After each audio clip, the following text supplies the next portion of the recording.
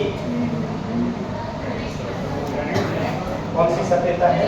गणेश्वर। ठीक है, अब गणेश्वर सभ्यता है, तब आप दो नाम और देखिए एक बार। एक सभ्यता का नाम है बागो।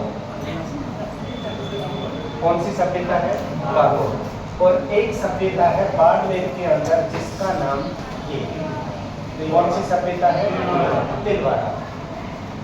इन दोनों को एक एक लाइन में इसलिए लिखवाया जाएगा कि ये दोनों जो सभ्यताएं हैं ये राजस्थान की सभ्यताएं हैं जिनको ये कहते हैं।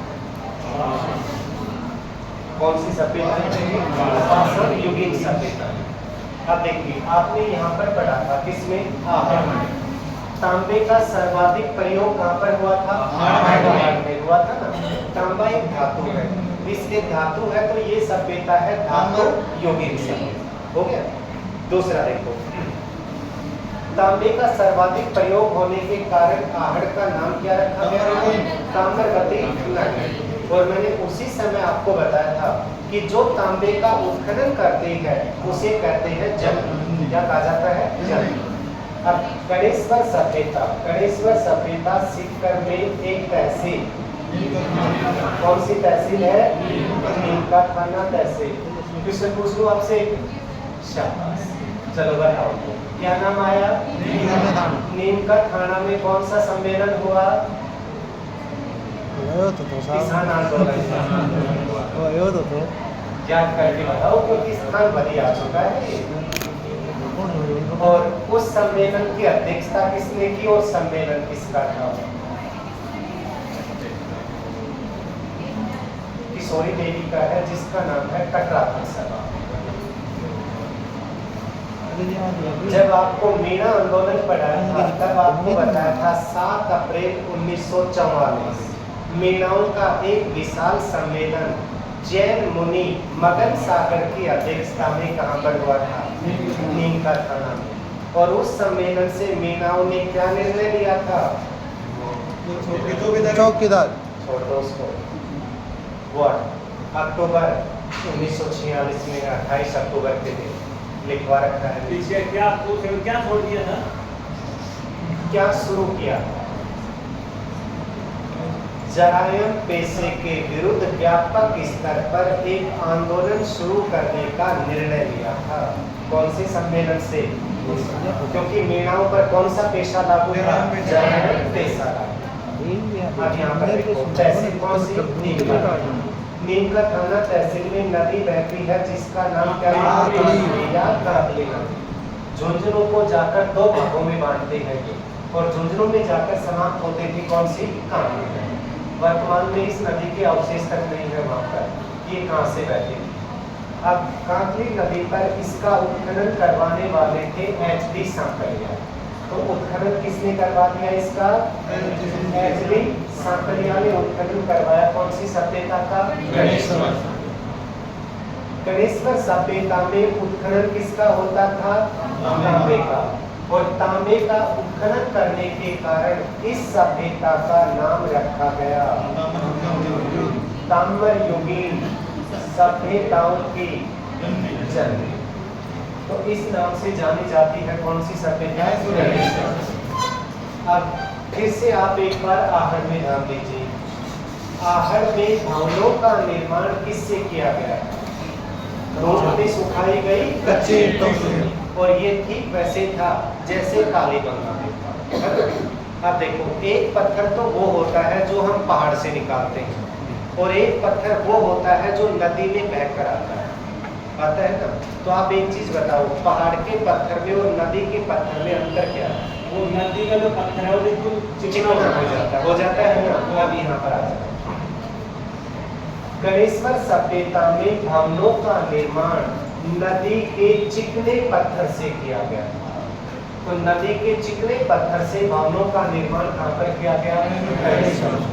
यहाँ पर जो भी उपकरण प्राप्त हुए हैं वो सभी उपकरण किसके हैं?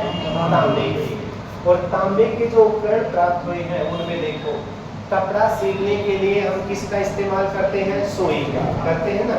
तो सुई किसकी बनाई गई? तांबे की। तो तांबे की सुइयां यहाँ से प्राप्त हो गई है। दूसरा देखो, तांबे का प्राप्त हुआ है क्या? तीन। तांबे की प्राप्त हुई है क्या? कुल्हाड़ी। और इन सबसे अलग देखिए, तांबे से निर्मित मछली पकड़ने का कांटा। इस सब पे मछली पकड़ने का कांटा प्राप्त हुआ कहां से? इसका मतलब उस नदी के पानी में जब नदी का जल प्रवाह तेज होता है, जैसे आप गंगा जी को देखते हो, यमुना जी को देखते हो, इन नदियों के अंदर कभी भी मछलियां नहीं, क्योंकि पानी का प्रवाह तेज होता है, इसलिए मछली की प्रजनन क्षमता वहां नहीं हो सकती है।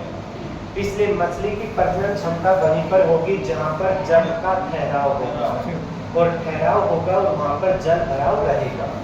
इसलिए कभी यहाँ पर जल का इतना भराव और ठहराव होता था कि ये लोग मछली पकड़ने का काम भी करते थे। कहाँ पर? गणेश्वर। आज जिस नदी के हमें अवशेष तक दिखाई नहीं देते।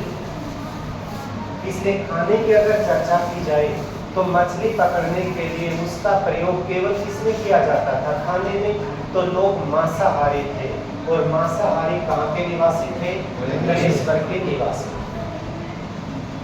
अब इन दोनों पर एक बार ध्यान दीजिए। पहले तो मैं इसी से बता देता हूँ, गणेश्वर के बाद ये, क्योंकि वर्तमान में तो सिक्कर की एक तहसील कौन सी है? ठीक है। और झुंझुनू की तहसील कौन सी? खेतड़ी।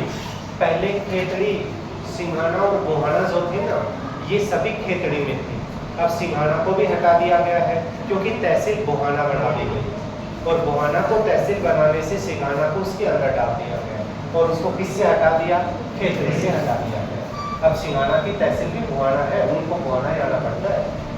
अब देखिए, खेतड़ी के अंदर एक सभ्यता थी, धातु युगीन सभ्यता, जो भारत की सबसे प्राचीन सभ्यताओं में थी। सोने का काम कौन करते हैं? सुनार। सुनार की घराली कौन?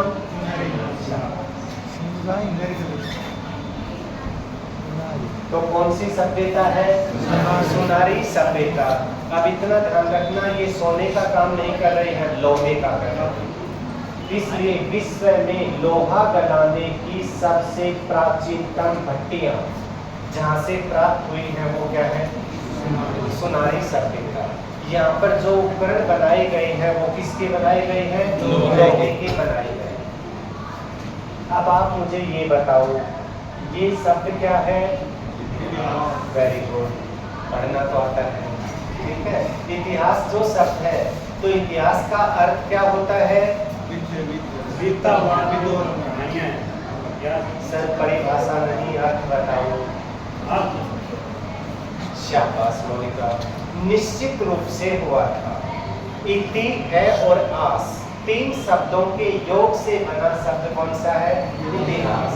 इसलिए इसका अर्थ होता है अतीत के अंदर जो घटनाएं घटित हैं वो सभी निश्चित रूप से घटी हुई घटनाएं हैं, उनके ऊपर हम कोई संदेह नहीं कर सकते। अब अध्ययन की दृष्टि से इतिहास का विभाजन कितने भागों में किया जाता है? तीन।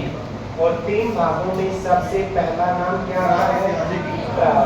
दूसरा इतिहास, तीसरा ऐतिहासिक काल। तो बताओ प्राक इतिहास किसको कहते हैं?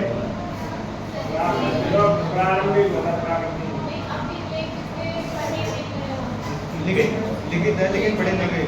अवशेष लिखित प्राप्त ही नहीं हुए, जिसके लिखित अवशेष प्राप्त नहीं है वो कौन सा है?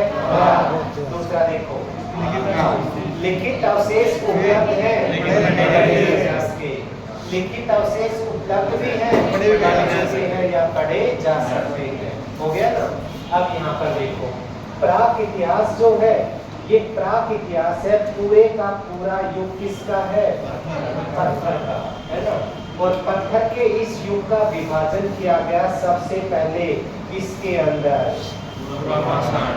दूसरा काल, तीसरा काल, हो गया ना। अब यहाँ पर देखो, जब जिस सभ्यता का नाम लिया जाएगा उस सभ्यता को कहा जाएगा पाषाण युगीन सभ्यता। क्या नाम आ जाएगा? पाषाण युगीन सभ्यता। जैसे यहाँ पर नाम आ गया धातु युगीन सभ्यता। ठीक है। अब मैं क्वेश्चन पूछूंगा इसको बताने के बाद। राजस्थान में पाषाण युगीन सभ्यता में सबसे पहले देखो कौन सा पाषाण युग था? पूरा पाषाण कालीन औजारों का भंडार यहाँ से प्राप्त हुआ। तिलवाड़ा। तो तिलवाड़ा से पूरा पाषाण कालीन अवशेष। तो पाषाण युगीन सभ्यता कौन सी? तिलवाड़ा। दूसरा देखो कौन सा काल है? पूरा पाषाण। आपकी प्रजाति कौन सी है? बस इतना मत बता देना मानव, वो मुझे दिखाई दे रहा है, पूछ नहीं है। होमो सेपियन। होमो सेपियंस मानव का नाम मंगोलाइट। संपूर्ण भारतीय प्रजाति कौन सी है? मंगोलाइट प्रजाति है। ठीक है। विश्व का सबसे पहला मानव कहाँ पर पाया गया था? दक्षिण अफ्रीका में। दक्षिण अफ्रीका में जो विश्व का पहला मानव पाया गया था उसकी प्रजाति ये थी। निग्रो नहीं, निग्रेटो। कौन सी थी? निग्रेटो। अब निग्रेटो प्रजाति थी। इसका अर्थ एक ही बात समझो, ब्लैक एंड व्हाइट। मतलब हंसने पर सफेद, बाकी पूरे का दांत तो कैसे होते हैं? तो आज तो दक्षिण अफ्रीका के अंदर लोग निवास करते हैं, वो भीषण गर्मी के कारण काले होते हैं। और वो कौन सी प्रजाति के हैं? कौन सी काल में आई हुई? पूरा पाषाण। पूरा पाषाण कालीन मानव था। 40-70 आदमी का नाम है। कोड नंबर नहीं है, नाम ही दिया था उसको, और नाम ये था उसका, क्या नाम था? 40-70। ये दुनिया का सबसे पहला मानव था जिसने औजार बनाए थे। औजारों को कहते हैं टूल, बनाने वाले को कहते हैं मेकर। इसलिए विश्व का सबसे पहला टूल मेकर मानव पूरा पाषाण काल में कौन था? 40-70। ठीक है। इसी समय एक मानव आया जिसका नाम ये था, क्या नाम है? निएंडरथल। निएंडरथल विश्व का सबसे पहला मनुष्य था जिसने संस्कृति को जन्म दिया था। इसलिए दुनिया का सबसे पहला सांस्कृतिक मनुष्य पूरा पाषाण काल में कौन था? संस्कृति को जन्म देते हुए इसने क्या किया? आज आप सभी कहते हो कि हम कैसे मनुष्य हैं? सांस्कृतिक। सांस्कृतिक का मतलब छोटे नाम से कहो तो सभ्य। क्या सभ्य है? देखो नाम लेते तो कर दिया कि नहीं है। तो ये बताओ सभ्य कैसे हैं हम? कपड़े पहनते हैं। सबसे पहली चीज ये है। जानवर असभ्य होते हैं क्योंकि क्या नहीं पहनते हैं? कपड़े नहीं पहनते। समझ में आ गया? इसलिए दुनिया का सबसे पहला जिसने वेशभूषा को जन्म दिया था वो मानव कौन सा था? जब ये झुंड में रहता था उस समय तक मानव पशु था। पशु का मतलब था वो नग्न अवस्था में। इसको शर्म महसूस हुई। आज अगर हम छोटे कपड़े भी पहनकर बाहर निकले तो हमें क्या होती है? शर्म आती है। शर्म के कारण इसने अपने आप को ढकना शुरू किया, पेड़ के पत्तों से या किसी जानवर की खाल से। आज हम अपने शरीर को ढकते हैं कपड़ों से। इसलिए वेशभूषा का जनक जिसको कहते हैं वो कौन सा? इसी पूरा पाषाण काल के अंदर सबसे पहले इसके अवशेष प्राप्त हुए थे। पहले ये देखो चित्र, तो चित्रकला, और चित्रकला का उद्भव कौन से काल में? और चट्टानों को क्या कहते हैं? शैल। इसलिए चट्टानों के ऊपर चित्र बनाए गए थे, इसलिए नाम क्या किया गया? शैल चित्र। आप एक बार देखो, बस मानव ने इसका आविष्कार कर लिया था इस समय आपका। ठीक है। अब वो ना खेती है ना पशुपालन, कोई चीज नहीं है ना। आपको जीवित रहना है, जीवित रहना है, इसलिए हम ज्यादा दिन तक जीवित नहीं रह सकते हैं। चाइना वाले कितने भी दिन तक जीवित रह सकते हैं, क्योंकि चाइना वालों के आगे ये अपने बर्फ के सामने जो कीड़े आते हैं इनको भी फ्राई करके खा जाए। हम उनको खा नहीं सकते हैं, भूख से मर लेंगे। मेंढक आ गया तो भगवान आ गया उनके सामने। मेंढक को तो ऐसे पकाकर खा जाते हैं कि सबसे स्वादिष्ट वही है, क्योंकि चाइना के अंदर गाड़ियाँ भरकर जाती हैं, मेंढक के बाजार लगते हैं और वो उसकी सब्जी सबसे अधिक टेस्ट रूप में खाते हैं। अब इन चीज़ों को हम खा नहीं सकते। भाई कोई आपने देखा है कि लाइट आई, एक काला सा बूंदिया गिरा यहाँ पर चबा कि भाई जैसे पका हुआ चना चबा दिया, ऐसा होता नहीं। यहाँ पर जानवर का शिकार करना है और खाना, बस इतना ही करना है और कुछ नहीं। ठीक है। काल कौन सा आया? बढ़ता हुआ काल है, बढ़ता हुआ काल है। तो देखिए इस समय घास के मैदान अपने पूर्ण अस्तित्व में आ चुके थे और घास के मैदानों के ऊपर छोटे जीव उत्पन्न हो चुके थे। छोटे जीव उत्पन्न होने के कारण छोटे पत्थर के औजार चाहिए। अब आपके सामने खरगोश आ गया तो आप खरगोश का पीछे दौड़कर शिकार नहीं कर सकते। खरगोश का शिकार करने के लिए भारी पत्थर नहीं, छोटा पत्थर चाहिए। इसलिए मनुष्य ने सोचा, जब उसके शिकार करने की क्षमता कम हो गई तो उसने सोचा कि मुझे कुछ ऐसे जानवरों को पालतू बनाना पड़ेगा जो मैं बैठा रहूं और मेरे लिए शिकार करके ले आए। इसलिए ऐसा एक जानवर वफादार होता है जो अपने मालिक के साथ काम कर सकता है, कुत्ता। ठीक है, इसलिए पाषाण युग में, मध्य पाषाण काल में इंसान ने सबसे पहले कौन सा कार्य किया? पशुपालन। हो गया। और पशुपालन में कौन से जानवर को पालतू बनाया? कुत्ते। दूसरा देखो, अब आप पत्थर फेंककर खरगोश का शिकार नहीं कर सकते हो, बहुत तेज दौड़ता है। लेकिन आप कहीं छिपकर बैठे हुए हो जहाँ पर तेज दौड़ने वाला जानवर आपके समीप घूम रहा है, आपको पता है आप उसके जैसे दिखाई दिए वो दौड़कर चला जाएगा। इसलिए आप दूर से उसका शिकार करोगे और दूर से आप उसका शिकार एक अस्त्र शस्त्र से, औजार से करोगे और वो औजार ही होगा। क्या होगा? धनुष। इसलिए मानव ने धनुष का आविष्कार कब किया था? मध्य पाषाण काल में। अब एक चीज सोचो, ये वर्तमान में भी आप देख लीजिए, आप थोड़े दिन में आप देखोगे गाय रोड पर आ जाती है, उनके पीछे चरवाहे होते हैं। क्या उनका जीवन और हमारा जीवन एक समान है? नहीं है। हम स्थायी जीवन जीते हैं जबकि वो घुमक्कड़ जीवन जीते हैं। जब इंसान का जीवन घुमक्कड़ होता है तो उसका मुख्य व्यवसाय होता है पशुपालन। क्या होता है? पशुपालन। ठीक है। इसलिए मनुष्य अर्ध विचरणशील अवस्था में पर्वत की गुफाओं से बाहर निकलकर आया था। इसलिए मुख्य व्यवसाय क्या था उसका? पशुपालन था। किसका आविष्कार कर लिया था? उसका। फिर काल बदलकर आया कौन सा? नवपाषाण काल आते ही मानव के जीवन में स्थिरता हुई तो उसने सबसे पहले क्या बसाए? नदियों के किनारे। अब जैसे गांव बसने शुरू हुए तो कौन सा काल शुरू हो गया था? ठीक है। गांव बसते ही अब उसको खाने की आवश्यकता हुई तो यहाँ तक तो वो पूर्ण रूप से मांसाहारी था, लेकिन अब उसने किसका आविष्कार कर दिया? कृषि का। कृषि के माध्यम से अब वो अनाज उत्पन्न करता और अनाज की रोटियां बनाकर खाना शुरू कर दिया था उसने। अब खाना बनाने के लिए बर्तन चाहिए। पहले वाले बर्तन थे वो अधिकांशतः मिट्टी के ही थे और मिट्टी के बर्तनों को कहते हैं मृदभांड। क्या कहते हैं? मृदभांड। अब मृदभांड थे, उनका निर्माण किस पर किया गया था? चाक पर। चाक बिल्कुल गोल घूमता है, इसलिए चाक को देखकर बनाया गया पहिया। अब यहाँ क्वेश्चन देखो,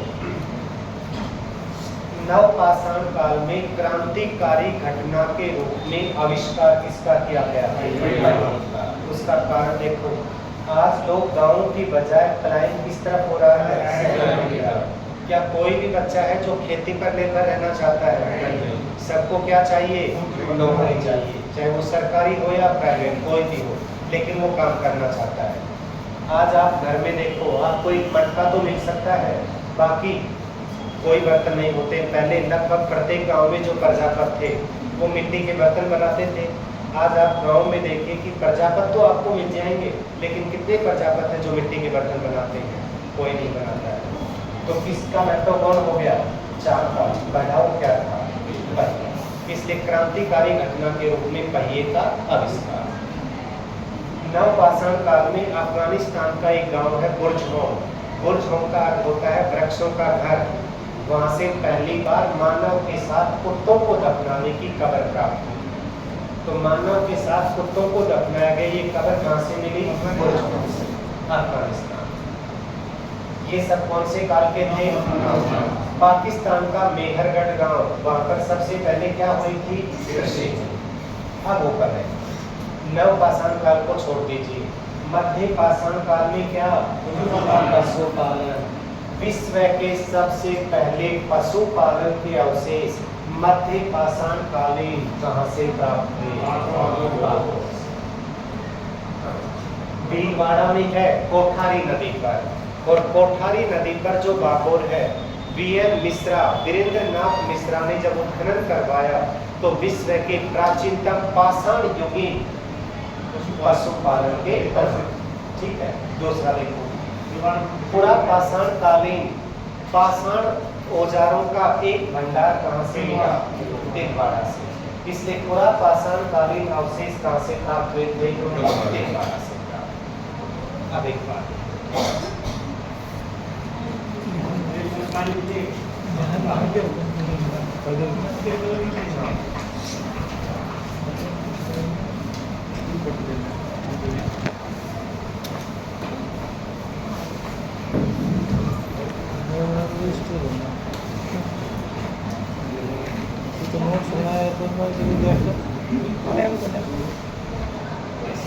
पहले इसी सभ्यता को लिख लो क्योंकि ये बोर्ड पे है, फिर उसके बाद उनको लिख लो। टॉपिक क्या डलवाया था? हाँ, ये खाली गंगा का वो था। इसमें एक लाइन लिखवाई कि बेलनाकार मोहरे लिखवा दिया, क्योंकि ये 3 स्थान ऐसे सिंधु सभ्यता में, ध्यान रखना, लिखवा दिया था। मोहनजोदड़ो, हड़प्पा और कालीबंगा, तीनों से अलग अलग प्रकार की मोहरे। अब नेक्स्ट लाइन में टॉपिक डालो गणेश्वर सभ्यता। गणेश्वर सभ्यता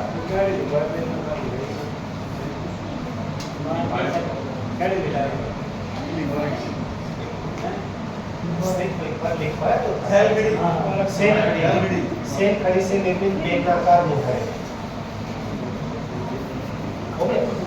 गणेश्वर डैश करके सिक्कर, कोष्टक में नीम का थाना, सिक्कर कोष्टक में नीम का थाना।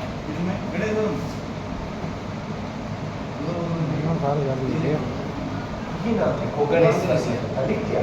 डैश करके सिक्कर, कोष्टक में लिखो नीम का थाना तहसील। नदी कांटली,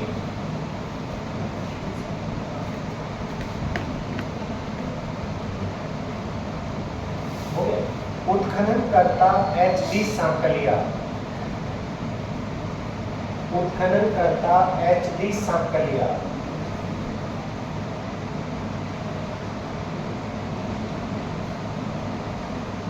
एच.डी. सांकलिया। तांबे का उत्खनन करने के कारण, तांबे का उत्खनन करने के कारण ताम्र युगीन सभ्यताओं के, ताम्र युगीन सभ्यताओं के जननी कहा गया। ताम्र युगीन सभ्यताओं की जननी कहा गया। नोट डालकर इसके नीचे न लिखो। सिंधु सभ्यता के निवासी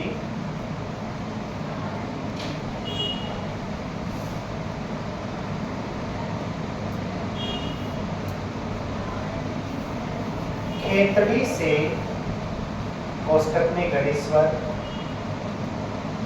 सिंधु सभ्यता के निवासी खेतड़ी से, कोष्टक में गणेश्वर, क्योंकि पहले नीम का थाना को किसमें माना जाता था? खेतड़ी के आसपास ही माना जाता था, इसका नाम लिया जाता था। तांबे का आयात करते थे, तांबे का आयात करते थे।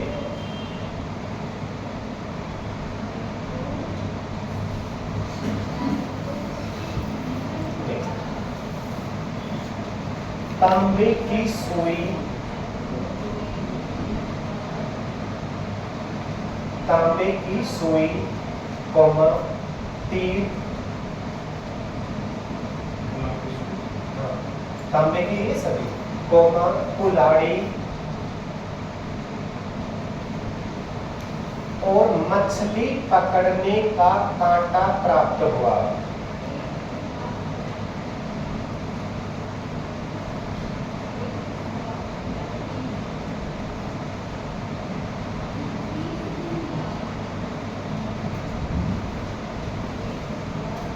भवनों का निर्माण, भवनों का निर्माण चिकने पत्थर से किया गया। भवनों का निर्माण चिकने पत्थर से किया गया।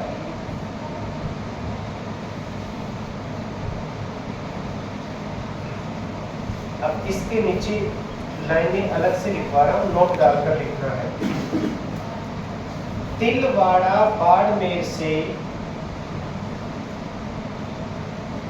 तिलवाड़ा बाड़मेर से पूरा पाषाण कालीन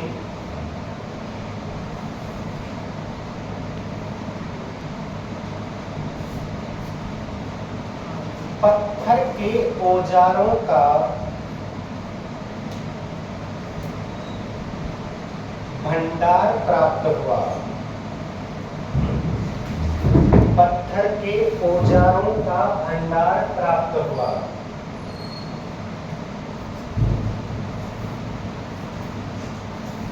बागोर भीलवाड़ा,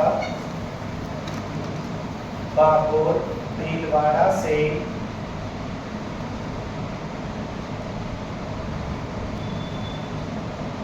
मध्य पाषाण कालीन, मध्य पाषाण कालीन पशुपालन के प्रथम प्रमाण प्राप्त हुए।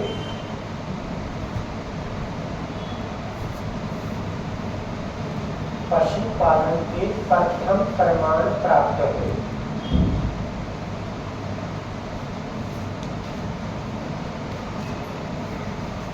इसी में लिखना है 1971 में कोठारी नदी पर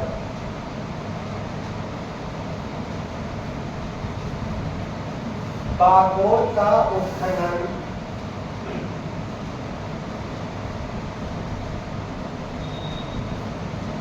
बागोर का उत्खनन V.N. मिश्रा ने करवाया। V.N. मिश्रा ने करवाया, वीरेंद्रनाथ मिश्रा, V.N. मिश्रा ने करवाया।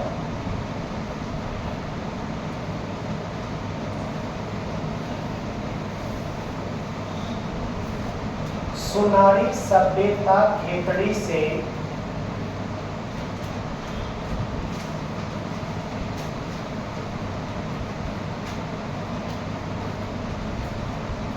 लोहा गलाने की, लोहा गलाने की प्राचीनतम भट्टियां प्राप्त हुई। सुनारी सभ्यता खेतड़ी से लोहा गलाने की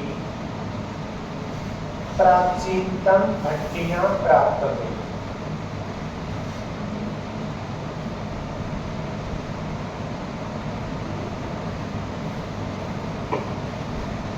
अब नाम लिखो आहड़ सभ्यता, टेस्ट करके उदयपुर। आहड़ सभ्यता, टेस्ट करके उदयपुर।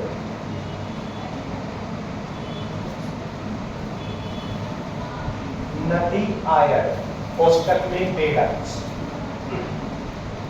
नदी आयर, कोष्टक में बेड़च।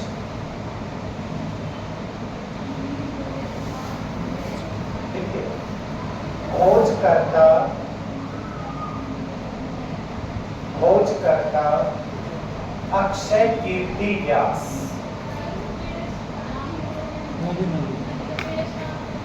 ये झील में गिरती है नदी, और झील में गिरकर जब आगे निकलती है तब इसका नाम बेड़च है। नदी एक है, बीच में झील है। झील से पहले की नदी का नाम है आयरन नदी, और झील में गिरने के बाद इसका नाम हो जाता है, जब उसी झील से आगे निकलती है तो उसका नाम है बेड़च। और ये झील का नाम मैं भूल गया कौन सी झील है, मैंने एक दिन पढ़ा था इसको। तो वो झील है, उस झील से पहले आयरन, उसके बाद बेड़च।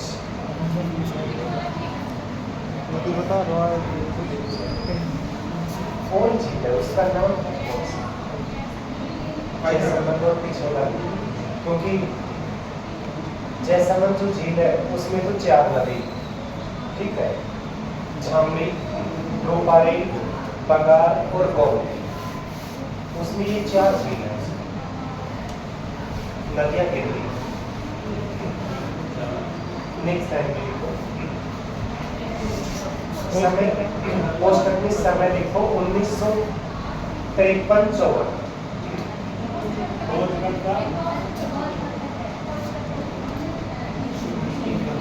खोजकर्ता नहीं लिखा, अक्षय कीर्ति व्यास नाम बोला था ना, सुनाई को नहीं मारे नृत्य जाने अक्षय कीर्ति व्यास। वाह और कोष्टक में समय 1953-54, क्योंकि 52-53 में काली बंगा और 1 साल बाद ये था। उत्खनन करता, इसमें खोज अलग ने की थी, उत्खनन किसी और ने करवाया। उत्खनन करता आरसी अग्रवाल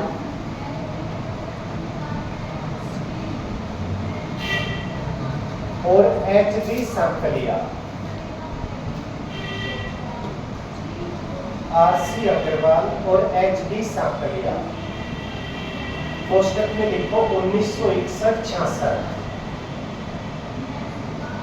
1961-66। स्थानीय भाषा में धूल कोट कहते थे। धूल कोट ये वाला, रेत का टीला। स्थानीय भाषा में धूल कोट कहते थे, रेत का टीला। नेक्स्ट है 11वीं शताब्दी में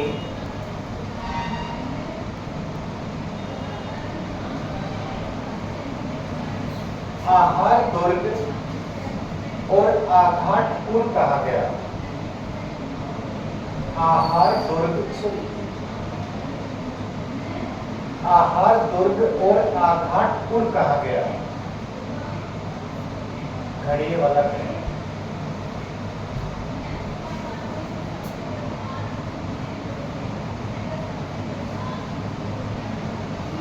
तांबे का सर्वाधिक प्रयोग होने के कारण, तांबे का सर्वाधिक प्रयोग होने के कारण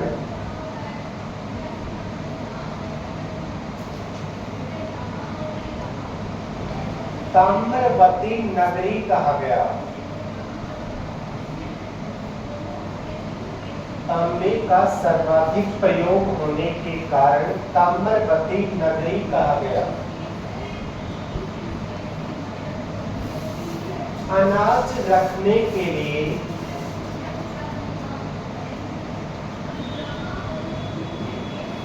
बनाए गए बड़े मर्द भांड, अनाज रखने के लिए बनाए गए बड़े मर्द भांड गोरे और कोट कहलाए। गोरे और कोट मर्द भांड, मिट्टी के बर्तन, गोरे और कोट कहलाए। कोट इंपॉर्टेंट करके लिखना। यूनानी देवता अपोलो,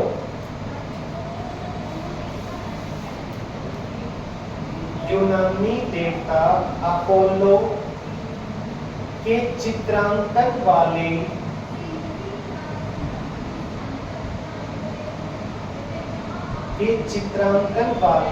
आहत मुद्राएं प्राप्त हुई। के चित्रांकन वाली आहत मुद्राएं प्राप्त हुई।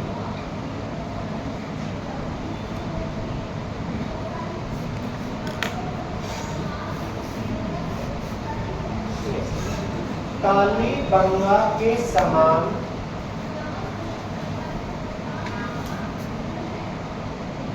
काली बंगा के समान धूप में सुखाई गई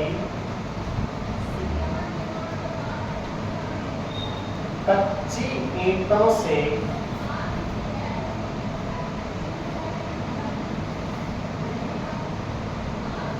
भवनों का निर्माण किया गया। कच्ची ईंटों से भवनों का निर्माण किया गया।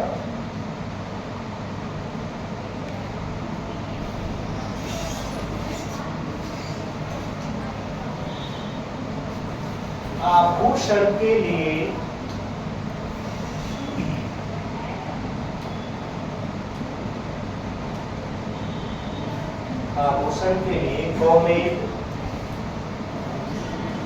गोमेद, स्फटिक, ये पत्थरों के नाम, गोमेद, स्फटिक और छेद वाले मणियों का प्रयोग किया गया। छेद वाले मणियों का प्रयोग किया गया। और यहाँ पर ध्यान रखना, मणिये जो आपने लिखे हैं ना, उनको यहाँ लिखा जाता है छेद वाले मणि, जिनका प्रयोग किया गया है।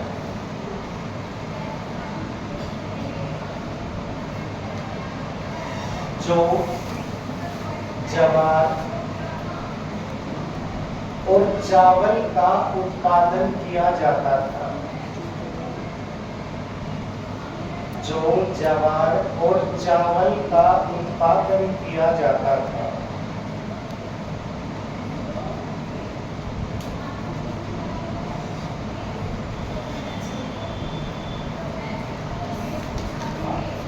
बैराग सभ्यता, बैराग सभ्यता जैसे करके जयपुर।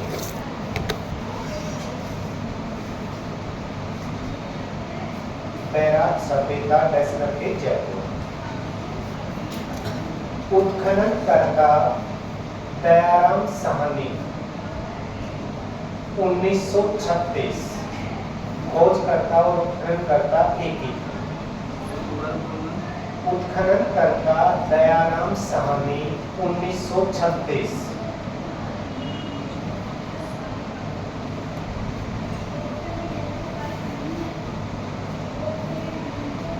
महाभारत काल में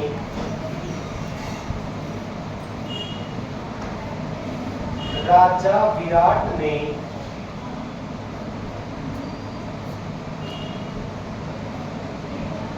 विराट नगर स्थापित किया।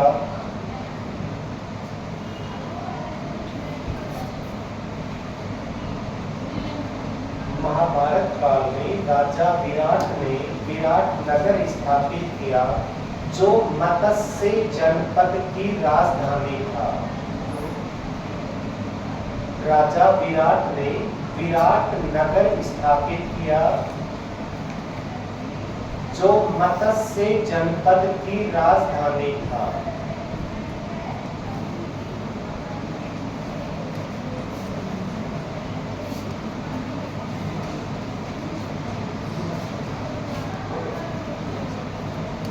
भीम जी की डोंगरी से पांडवों के भीम जी की डोंगरी से पांडवों के 1 वर्ष के अज्ञातवास की जानकारी प्राप्त हुई। 1 वर्ष के अज्ञातवास की जानकारी प्राप्त हुई।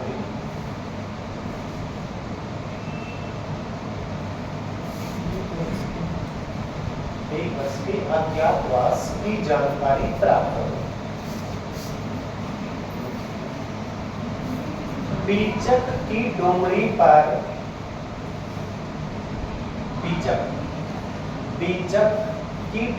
पर मौर्य शासक अशोक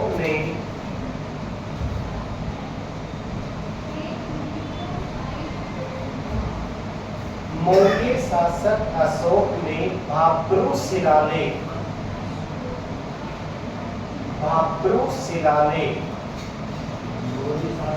अशोक ने भाब्रू शिलालेख स्थापित करवाया,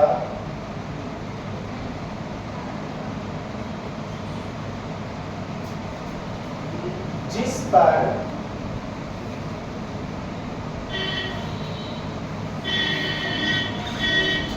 बौद्ध धर्म का त्रिरत्न,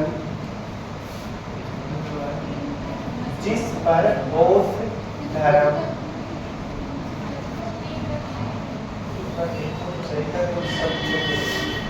बौद्ध धर्म का त्रिरत्न लिख दिया यहाँ तक, बुद्ध, धम्म और संघ शब्द उत्कीर्ण करवाया। बुद्ध,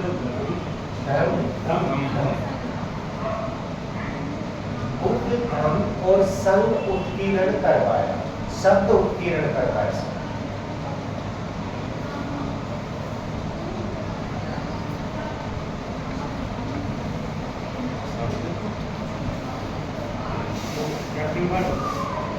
कैप्टन बर्ड ने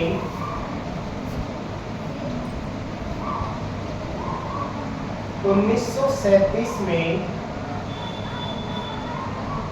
सॉरी 1837, 1900 कराना होगा। कैप्टन बर्ड ने 1837 में भाकरू शिलालेख की खोज की।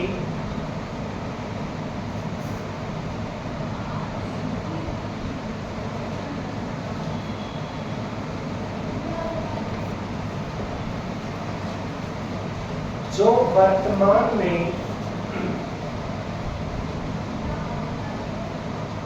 कलकत्ता संग्रहालय में रखा हुआ है।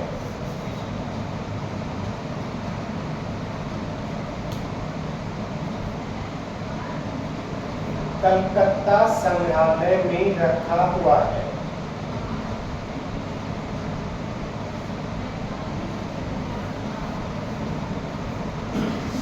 यूनानी शासक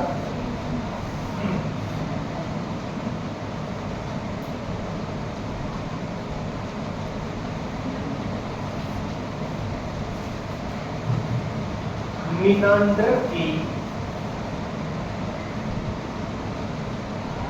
आहत मुद्राएं प्राप्त हुई।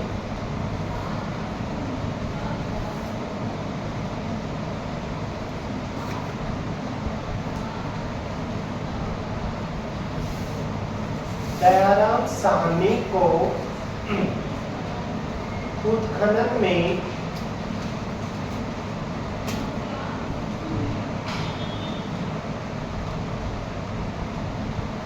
चैत्य के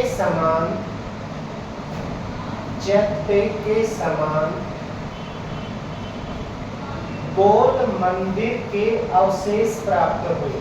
चैत्य जो बौद्ध धर्म के मंदिर होते हैं, चैत्य के समान बौद्ध मंदिर के अवशेष प्राप्त हुए। बौद्ध बिल्कुल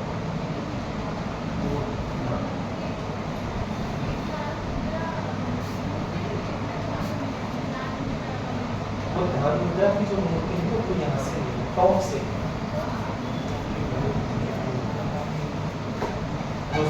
इसीलिए पूर्ण आक्रमणकारी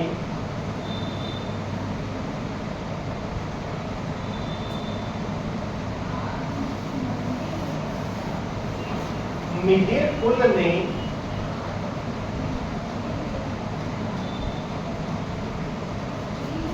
बैराट सभ्यता का विनाश कर दिया।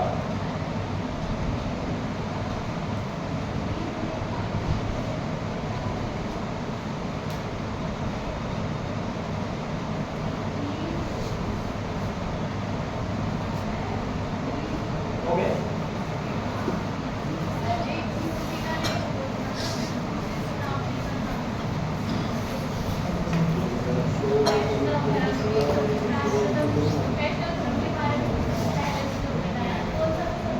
हेलियोडोरस का है भागवत बेस नगर का शिलालेख, जो सबसे पहला रखा हुआ है। एक शिलालेख को याद रखना। राजस्थान के इतिहास के पिता कौन थे? Colonel James Tod. चित्तौड़गढ़ के पास एक गांव था मानमोरी। मानमोरी गांव में एक शिलालेख था, मानमोरी शिलालेख। उसको यहाँ से लेकर ब्रिटेन जा रहा था। ब्रिटेन जाते समय जहाज किसी तूफान में फंसा। उस जहाज का वजन कम करना था, इसलिए मानमोरी शिलालेख को कर्नल जेम्स टोड ने समुद्र में फेंका। तो राजस्थान का एक शिलालेख जो समुद्र में फेंका गया था वो मानमोरी शिलालेख, क्योंकि ये जो शिलालेख है ना चित्तौड़ शिलालेख जो पत्थर के जो टुकड़े हैं आज इनकी कीमत अरबों में है। अगर कोई मिल जाए तो आप अरबपति हो जाओ।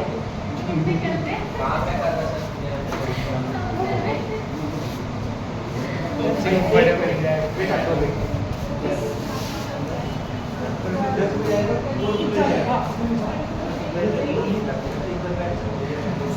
मैडम जाती है